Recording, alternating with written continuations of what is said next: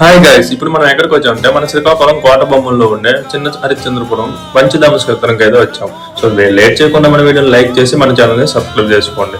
So దీనికోసం మనం తెలుసుకుందాం అంటే ఇక్కడ 1,00,000 పైగా శివలింగాలు అయితే ప్రతిష్ఠించబడింది. సో పంచధామ క్షేత్రం అనేది మన శ్రీకాకుళంలో ఉండడం మనకు గొప్ప విశేషం. ఈ టెంపుల్ అయితే మన నర్సన్పేట నుంచి 19 కిలోమీటర్స్, మన శ్రీకాకుళం నుంచి వెళ్తే 36 కిలోమీటర్స్. ఇక్కడైతే సాయిబాబా, ఆంజనేయుడు, శివుడు అన్ని విగ్రహాలు అయితే ప్రతిష్ఠించబడింది.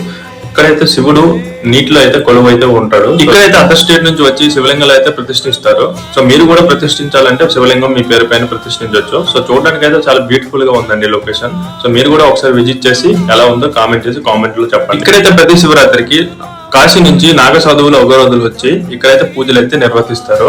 సో మీరు కూడా ఈ టెంపుల్ విజిట్ చేయాలనుకుంటే విజిట్ చేయండి. సో విజిట్ చేసినాక కామెంట్ చేసి కామెంట్ రూపంలో చెప్పండి ఎలా ఉందని చెప్పి.